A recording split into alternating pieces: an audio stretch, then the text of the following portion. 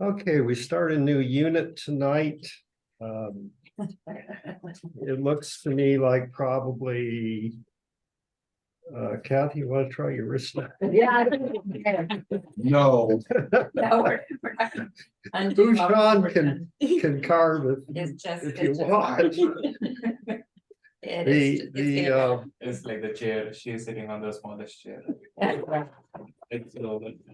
Can't get the angle. It's a chair. It's hard to get, the angle matters there. Okay, we're starting a new unit, which probably will be 3 weeks, possibly more. I'm not going to speed my way through it. I will note that next week is our Thanksgiving Eve devotional. It's in this room too. But same time, it's a annual classic. It really is.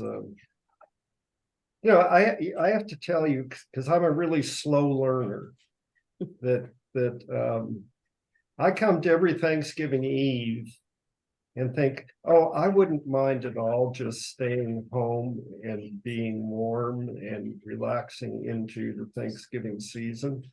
And I come to the Thanksgiving Eve devotional, and they're spectacular. And that's a brand new experience to me every year. Like, they're always spectacular. But every year I'm thinking, oh, this year I think I just want to stay home. But of course I'm kind of like supposed to lead them. So that doesn't usually. That's a predicament. That's a predicament. But they really, people show up that you least expect, and often the room is pretty full. And so remember that next week's Thanksgiving Eve devotional, it'll be online too. And so you can join in that way. So we look at this unit tonight, and then we pick it up in 2 weeks and do at least a third one after that. This unit is on how to love ourselves. And we've had 8 units so far, and they have been dealing essentially with loving others, the predicaments that we often face in loving other people. And in this one, we turn to how to love ourselves, and some ways not to. Because I think we probably could do that on all the rest too. Here's what you do with a difficult person, and here's what you do not do with a difficult person. But this particular unit, I think the notion of self-love is pretty complicated, and it takes forms that are really quite destructive sometimes. And so I don't think, I think it makes sense to say, well, how to love yourselves, which doing it appropriately takes learning, and some ways not to. If you turn over to the appendix on page 5, which these are the verses that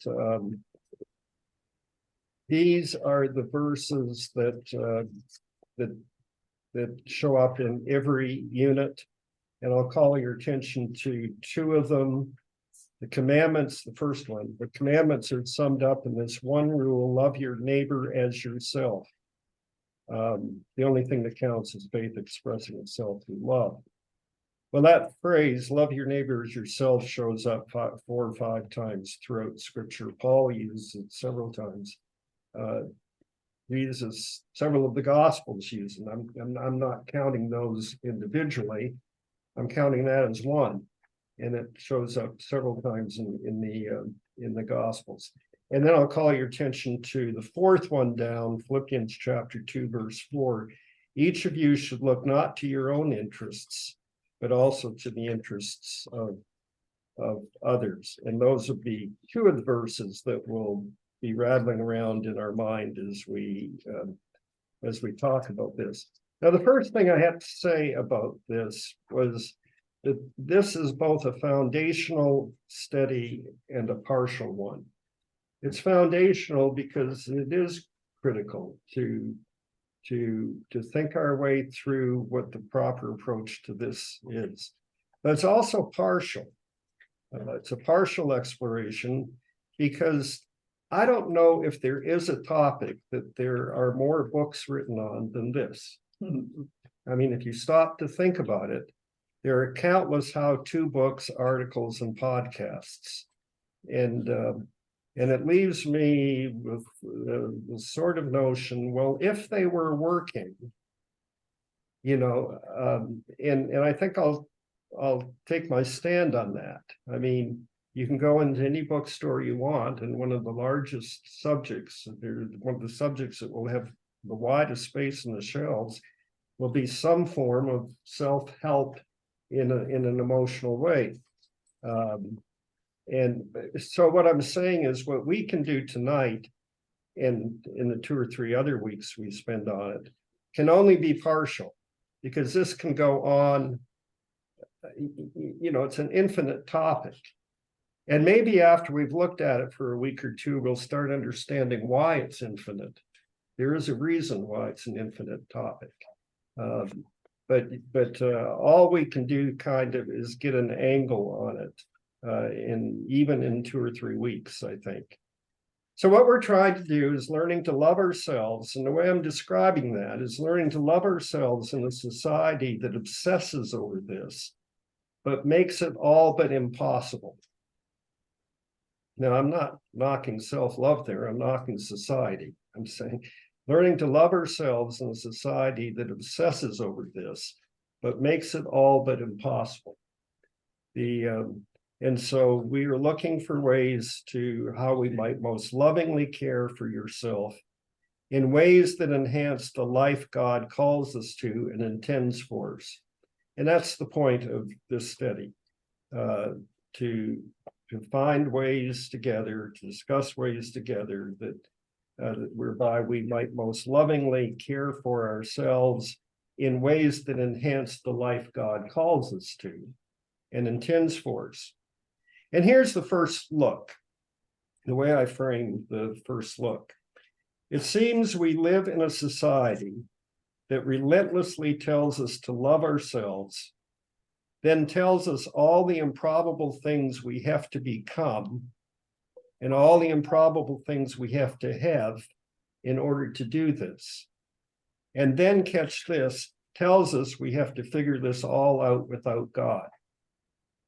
Now, that's a good deal of the literature of the field. It's not all the literature of the field. You'll find numbers of spiritual books, religious books that factor God in. But the general obsession of society with self-love comes from a society that's telling us over and over, but first you have to do this. First you have to, and you have to possess this. I mean, we have whole growth industries that are built on the notion of loving yourself, but that make it almost impossible to love yourself because, well, you don't have the money and you don't have this and you don't have that. In other words, everyone agrees, it seems, that we ought to do it, but they set hurdles that make it rather difficult to do it. And so I think it's also important that so often it's talked about, but from a societal standpoint, society does tell us that we have to figure all of this out without God. Now, go into a Christian bookstore and that will not be true. But from a societal standpoint,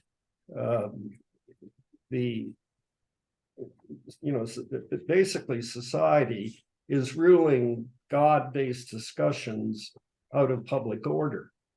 And all I'm saying there is I'm not one who wants the 10 Commandments up in the courtroom wall or anything like that, but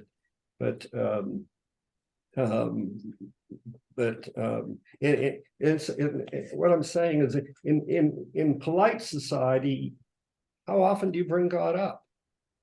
At church you bring God up, but in polite society, when you're talking to a diverse group of people, you don't bring God up because because they have different views of God, and you have to walk into a minefield wherever you walk into it. And it's just in a secular society, almost by definition, in a secular society, God is ruled out as the reference point. But what I'm suggesting is I don't think you can discuss this for a moment without God being the reference point. And yet a whole lot of the self-help books are not going to go there. They're going to, to me, I think I suspect that's a lot of the reason they aren't working.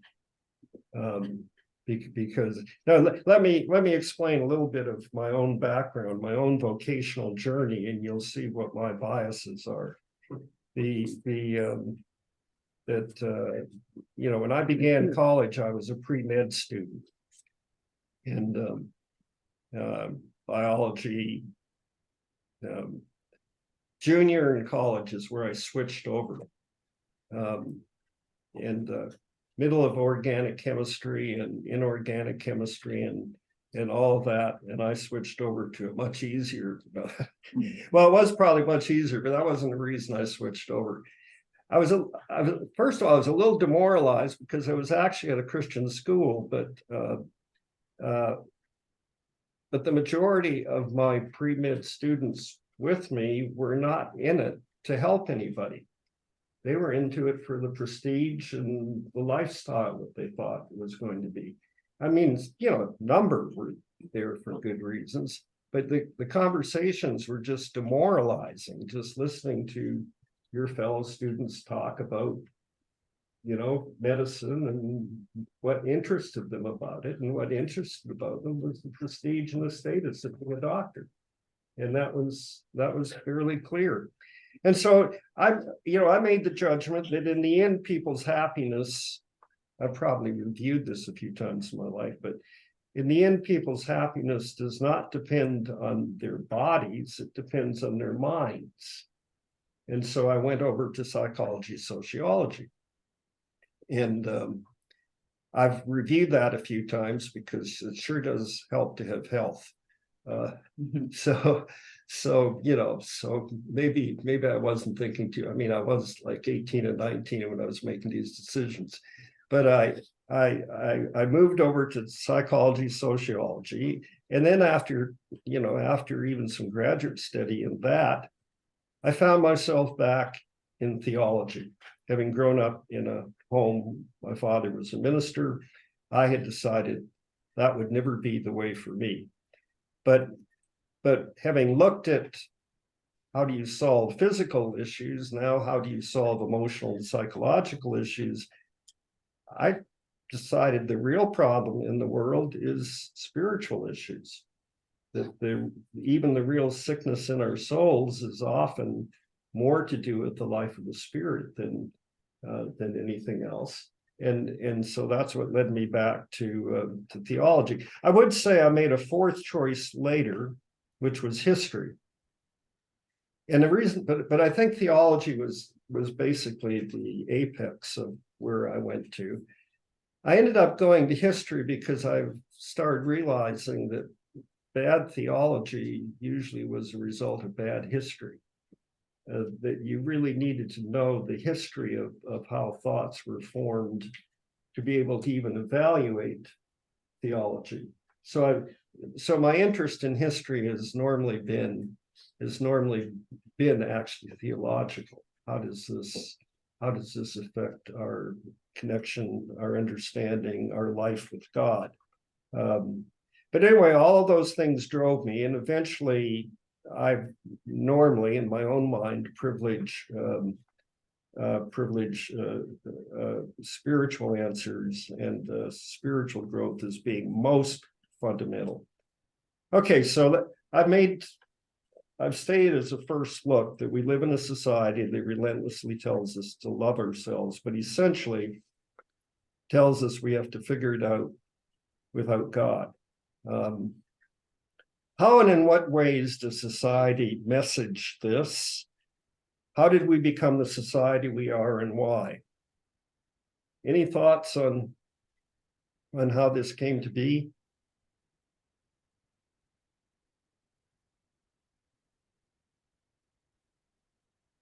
A society focused on itself. And I Dale, just- Yeah, Art. this is Art. I mean, I could give it a shot. I think, I think in some ways, maybe society's gotten too analytical and they're trying to figure too much out. I think, Yeah. I think happiness, and I agree, it's in the mind, which is, part of the spirit. And some of the sound bites that I wrote down while you were speaking, and they're really just platitudes. And I've been accused, and not accused, but I've been accused of being idealistic. And that's by Sam Gardner. And Sam Gardner was a preacher at the Connecticut Valley Church of Christ. And by the way, I noticed some search committee members listening in. That's Garner. But back to the platitudes. You shouldn't take yourself too seriously. You need to convince yourself in happiness. You need to be delusional. You need to be idealistic. And if you get bogged down with, the improbable things that you have to become, ignore them. I mean, they really don't serve you in any way. So seek happiness, propel in happiness, and find the silver lining in so many things. And I think perhaps, maybe in a more grander scale, when you say, why is it that God isn't part of the equation? I think, and I think you said it's, there are different people with different approaches to their lives, and sometimes you hesitate to bring God into the equation because you're not really quite sure if you're going to offend them in any way, and so you guard against that, and so maybe something is lost because you're being too careful not to introduce the goodness of God to others. Yeah, that could be. Robert?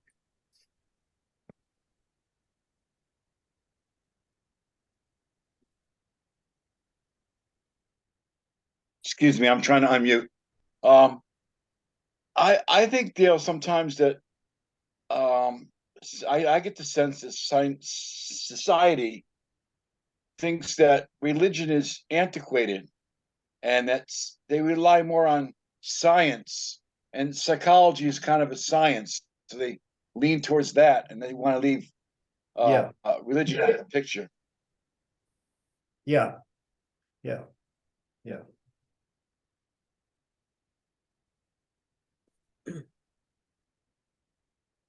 Other thoughts? We don't need to camp here too long. I mean,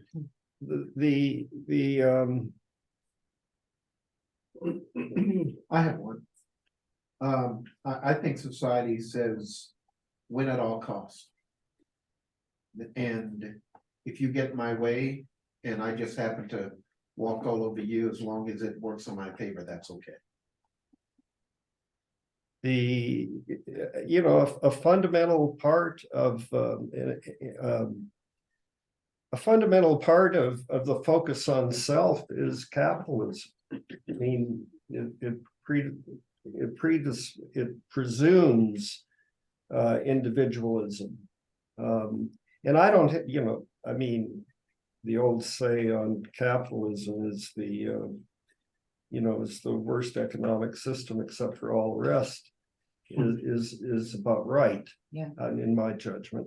But where I think this focus on self gets way out of line is in those supporters of capitalism, the kind of supporters of capitalism, and they're not, I don't even think they're a majority, but they've been pretty loud for the last 40 years, which is the emphasis on unfettered free market. Unfettered, that society doesn't, the people don't have a chance to come back in governance and say, okay, yes, a free market, but we have these communal interests that have to be taken care of too. We have poor people that have to be taken care of, and so on. But when you come up with in the last, since the 1980s, essentially, neoliberalism or supply side, or basically beneath all of that is the unfettered free market, and the focus is essentially on each person getting ahead. I'm also talking about advertising, the whole field of advertising is playing off of self-love. And it wasn't always so, but in the mid-19th century, with newspapers, in the 1920s, there was a real surge in Madison Avenue. Essentially, I believe was Madison Avenue as a concept, not as a geographical unit, but as a concept was invented in the 1920s. A lot of that had to do with there was enough disposable income to appeal to people. But then every innovation upped the game in advertising, whether it was coming in of the radio, coming in of TV, coming in of internet, coming mobile devices, cell phones. And by the time you got to the 80s, it was the me decade. And so society is often gone there. Now, I could state the problem more simply than that first look. How is it that we live in the richest country in the history of the world and aren't a whole lot happier than we are? That's You know- because capitalism doesn't make you happy. Capitalism doesn't, Doesn't make you happy, of course not. yeah, Doesn't make you happy. I think on top of that, there's the implications of our, the myth of being self-made or bootstrapping, any American, if they just work hard enough, can get the gold at the end of the rainbow. It's purely a myth, but it's prevailing and it makes us selfish. Or it tricks us into thinking that all we need is me.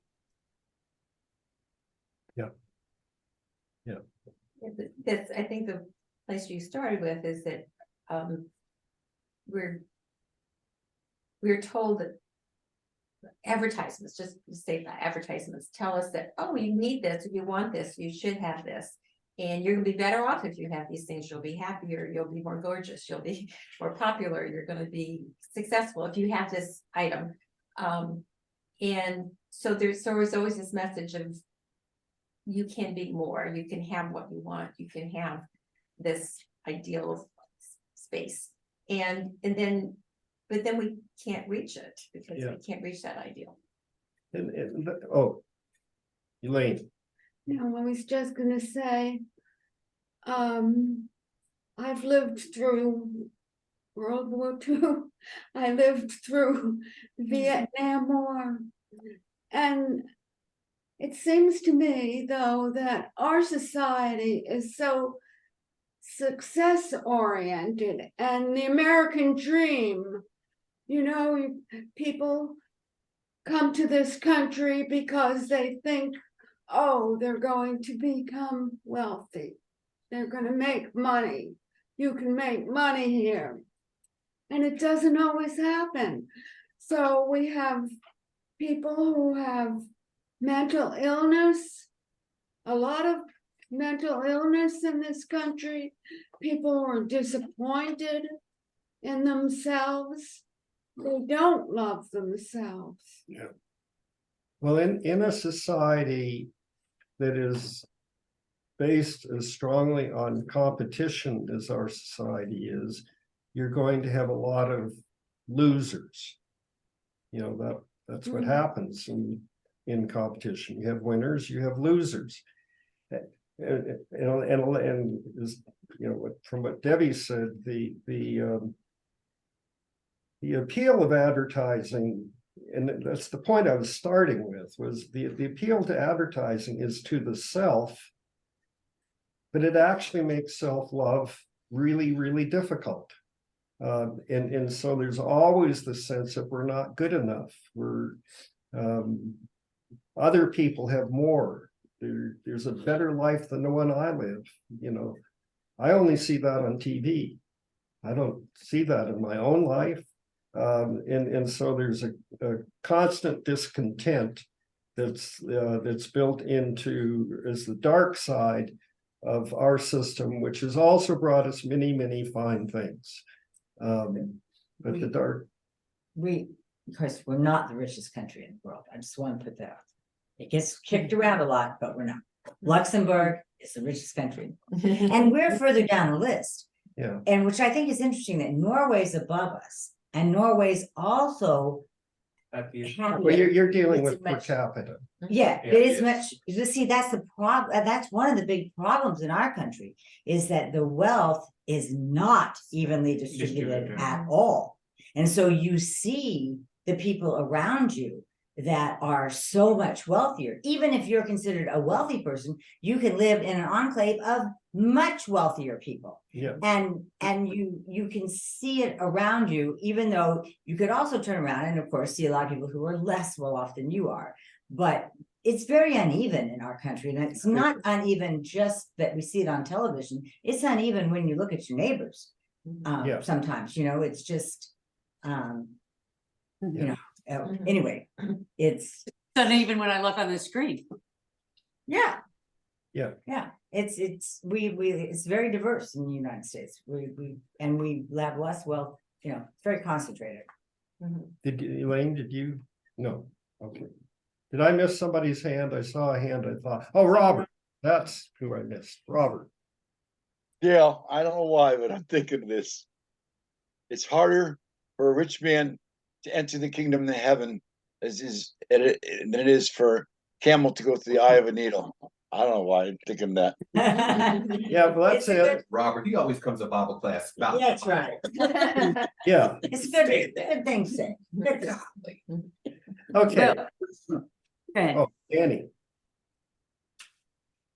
It's interesting how you're marrying happiness and rich and wealth, right? So that's a societal construct, right? Yeah. Like, right?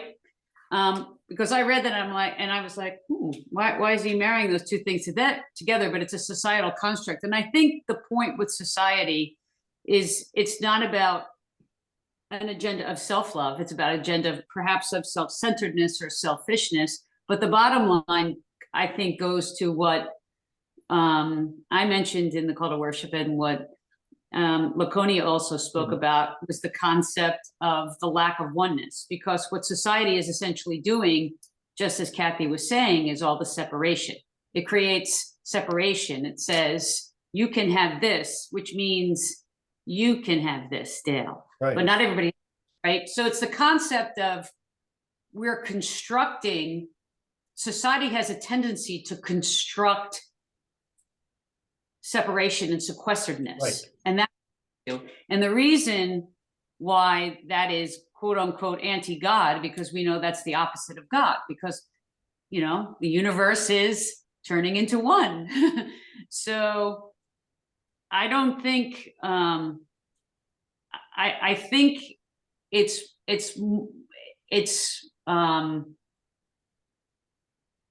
I don't know how else to say it, but the sense of lovingness, of self-love to me is working on understanding how I am one with others.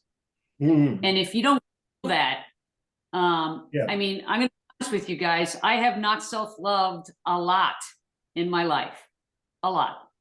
And I'm fairly godly. So, but I'm not godly in those moments. I can't find my godliness. Mm. So it's not that God isn't mentioned, or it's how do you it's beyond that. It goes one step further. It's like God is love.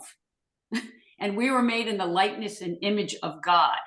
So the chapter of John and the chapter of Genesis, put them together, and we need to love ourselves because we are God in our essence. We ought to, yeah, but we ought to just take it basically for granted and not make it the quest of our life. I agree, because that's not self-love to me. Yeah, okay, we're still building the case toward, in a moment, we get to sharing experiences that help us with this. But just sort of putting into the record, why are so many people so unhappy with life and with themselves? Why the high rates of depression, why are so many movies and TV shows we watch and so much literature we read dark, moody, and brooding? Like in the New York Times just a few days ago, Sophia Coppola, right? Yeah. hopefully. Francis Ford daughter, Mhm. makes being sad look so good. And it talks about it, and they could have picked almost any director they wanted, but they chose her. And the you know, you're celebrated as an artist, you're celebrated as a director, as an author, or whatever, if you do melancholy well. You know, I mean, but you just have to, it's hard to keep your spirits up when you're paying attention to our culture. Our culture is dark in all, you know, what we call culture is dark. The novels are all about alien. No, they're not all, but many of even the best-selling novels are all about alienation in some form or other. And somehow I'm supposed to enjoy reading that. And somehow people are eating it up. I don't really understand. In this, you know, the same with movies. The great movies are dark. I mean, they're you know, they're showing you the darkest side of life. Not all the great movies, but I'm talking about movies that are really critically acclaimed. They're often darker than life as I know it, but that's what we're feeding our minds with all the time. No wonder we don't feel good about ourselves. So why the increasing deaths of despair in our country? That's a new term in the last 20 years or so. Deaths of despair. Why the suicide rates? Why the slow deaths by drugs? Because that's what drugs are. Just a slow death. Crime. Or drink. Crime. Well, Crime. yeah. Okay, that. And other ways of high risk living. You know, you know, because people need a high in their life of some kind, or a numbness from the darkness otherwise, or they need a high in their life that they forgot about God long ago, so that's not going to be an option in getting high. And you have to find some other high. Really? Well, if you choose to, okay, but you know, why? So what is that? I mean, why is alienation such an exciting idea in our time? Or is it just creative people want to communicate that so we all don't feel alone? Well, everybody's alienated, so I can be alienated too.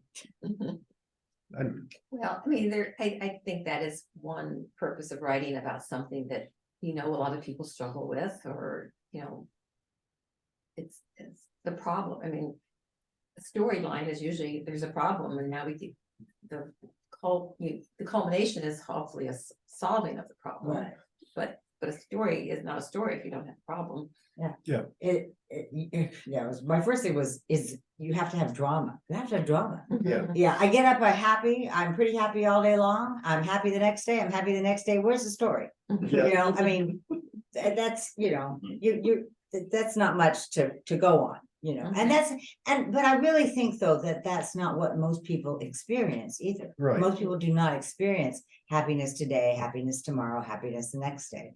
They don't. That's There's true. all sorts of things. And I think, you know, the reason drug use is so prevalent is because it's filling voids, it's numbing things, it's helping you get through pain. It's not looking for happiness. No. It's avoidance.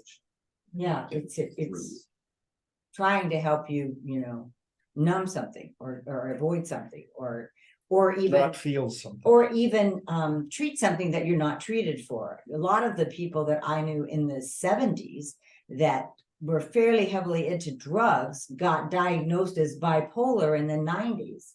and given the correct drugs for their problems instead of trying to self-figure out. What they were doing was trying to self-figure out, evening out their mood swings. And now, you know, they're much happier people because they actually have the right drugs for them, you know, but I really think there's a lot of pain out there. There's just a lot of pain. Yeah, there's a lot of. There's a lot of real pain. James? No, but yeah, you're right, Kathy. Drugs do make you happy, but it's such a short term Yeah, and leads to death or jail or depression or whatever. But at that time, you're happy, you're laughing, you're goofing around, you know, and stuff like that. But then when you come off of it, you're back to the same old square one. yeah. I'm just gonna move on. My thought here is essentially just one. That why many people are so unhappy with life and with themselves. And why artists' depictions of life are as dark as, I mean, you know, I agree, you do have to have conflict, and you do have to have drama, but the difference between movies 40 years ago, I mean, you don't get the Sound of Music now. It would be almost laughed at if someone created that. You know, there's drama in there, but it's not the drama of my personal alienation. It's the coming of the Gestapo. And so it's leaving God out of it. That when God is out of the public discourse, God is not seen as a fast first response to the way I'm feeling about myself. Well, you've taken a pretty major resource out, let's say. You know, so we'll get back to that. So here, and this is probably going to be the rest of tonight, but in your own experience, this is just sharing what ideas you've learned, ways of coping you've found, things that have helped you. In your own experience, what are some of the most effective ways you've learned to feel good, or at least feel better about yourself? And share what you can, share what you want, and maybe someone will leave the room with, oh, that might be helpful, and that might be where we end tonight. Robert.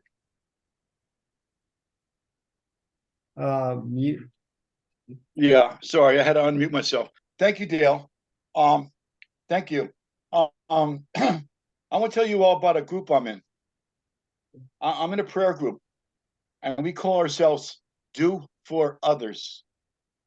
And I don't know, my gut tells me this, that God designed us instinctively to care about others more than, I mean, we should love ourselves, yes.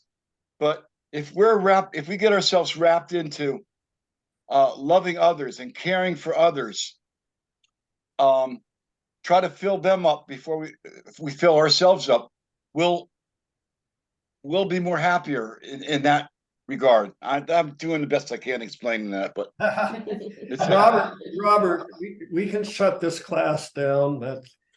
We don't need the next 2 weeks. You just did it.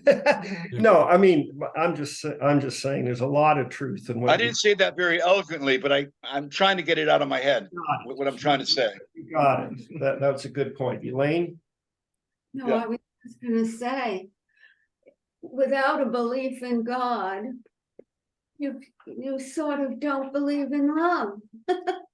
You know, God tells me he loves me, and he has done things for me that I never would have dreamed of, that I'm thankful for. Yeah. So that makes me think, if God loves me, I can't be that bad. Well, the first two thoughts out of the box were you know, two of the most central ideas of all. But Julie's got another one. Poorly about yourself. What have you found? What are, you know, Robert is basically saying, well, do some good for someone else. What else? And this is similar to what Robert is saying, but it's like, know your gifts, know what God's gifted you to do, and go out and do it.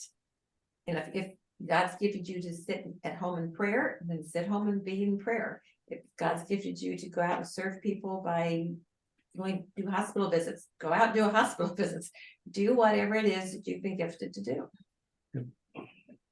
Volunteering is like one thing that is also really good, like if you're like working for something or like helping out people and everything.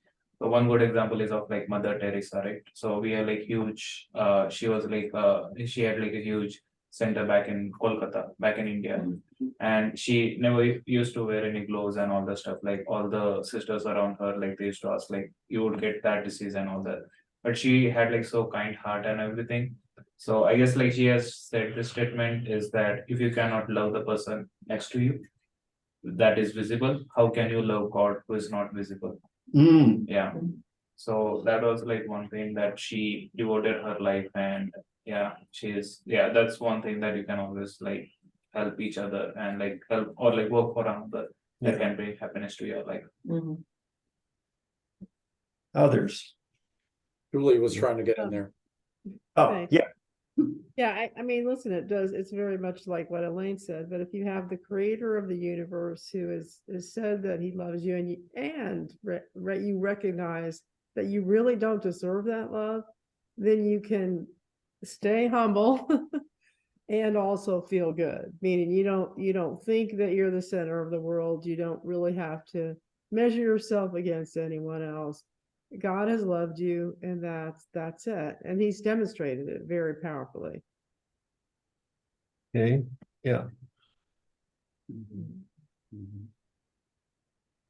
You know, this is a question that Julie's comments raise quickly in my mind is, I wonder if I could understand the mind of God if I would find that he thought I didn't deserve his love. You know, that's something we think, but I think that's maybe been drilled. You know, I'm holding up religion as a solution here through most of this first evening, but it's also a problem. Your religion has contributed big time to a dark view of the world. Dark view of God. A dark view of God.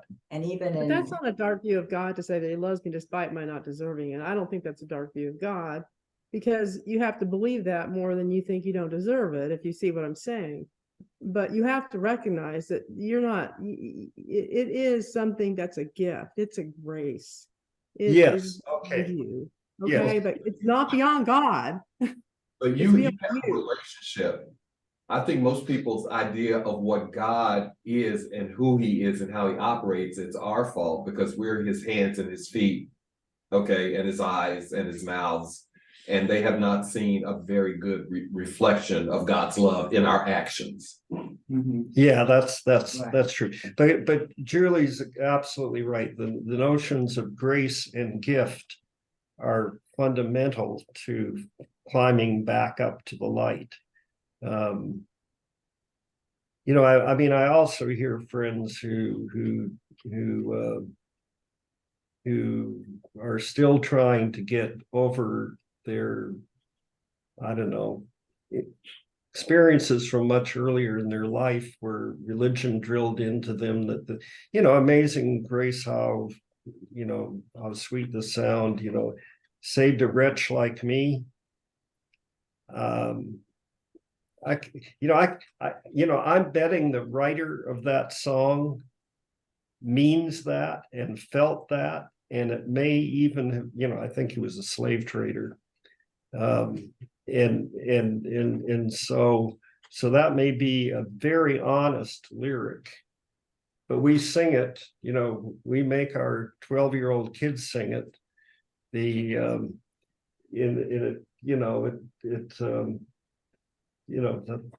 There's something problematic there. That's what I'm referring to, Julie, as much as anything is that notion of, you know, humans are almost in the eyes of God beneath contempt. No, you know, he loves us. And you're right that he loves us by grace and as his gift to us. But I think one of the solutions is we find our way to appropriate self-care is to recognize how, you know, how, you know, I mean, I take Jesus, how charmed he was by most human beings. You know, how just charmed he was. And that's what I'm referring to. It can't diminish God's love, that he's graceful, and that I'm going to say that I'm, you know, that I'm simple, you know, I mean, it's okay, you know, Julie, we could be diminish simple. his love. We could be sinful, but we're worthy and we're deserved. That's part of the deal as human children. That's it. You're always deserved, honey. You're always worth it. Every single person who breathes the breath of life is. That's how you start self-love. Okay. When I was a Catholic, and every week, and I said this to Dale, and I had to say, Lord, I am not worthy to receive you. And as a 6-year-old and a 7-year-old and an 8-year-old and a 9-year-old and a 15-year-old and a 30-year-old, that's not a good message.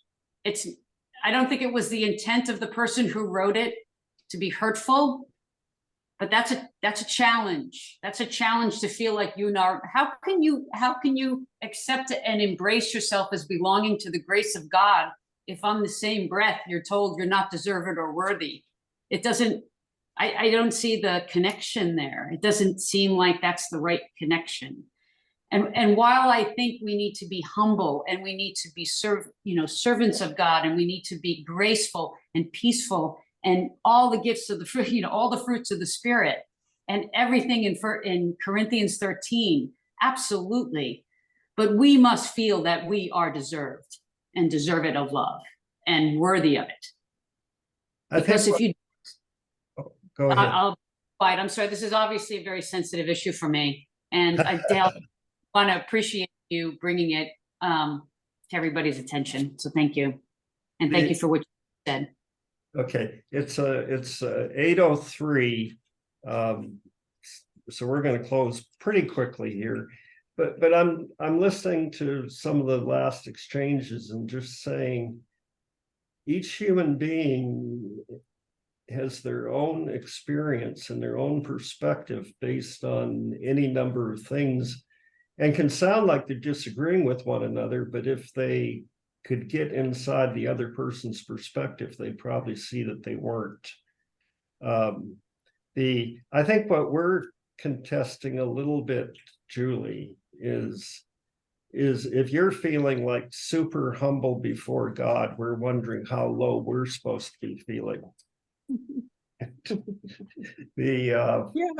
mean, listen, I can't emphasize it enough. It is God's love. It is undeniable. It is forever. It's, so it's not like a function of what I do or who I am. It's just that. It's marvelous. It's incredible. What you're trying, I think, to communicate is how incredible it is. I mean, because and that's how you feel good, right? Yeah, and it's not incredible because we're so awful. It's incredible because it's beyond our imagination how loving he is. How about that he loves us whether we're deserving or not?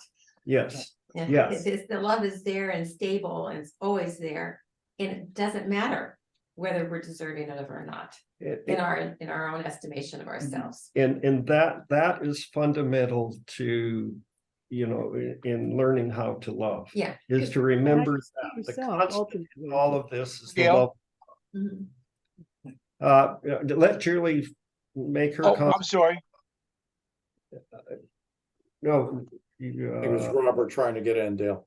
Yeah, I know. I'm wanting to make sure Julie got to, Yeah, no, I made my point. Thank you. okay. Yeah, okay. Robert's got the last word, so make it good. Okay, I'll try. Dale, just I want to add something to what I was saying before too. I think I think God says in his word somewhere, I hope I'm quoting it right. What you do to the least of my brethren, you do unto me. And I think also service helps us to live by that and to get out of ourselves. And I think the homeless shelter, I feel so good about doing that and helping Debbie make the meal and going out and serving those people. I think loving others like that makes you love yourself even more too. We will keep coming back to you because you're nailing that, Robert. Thank you. Great last word. Thank you, everyone. Next week, Thanksgiving Eve devotional. Thanks, everyone. Bye. Sweet dreams, everybody. Wait, wait a minute. Okay. Yes, yeah, we're having to give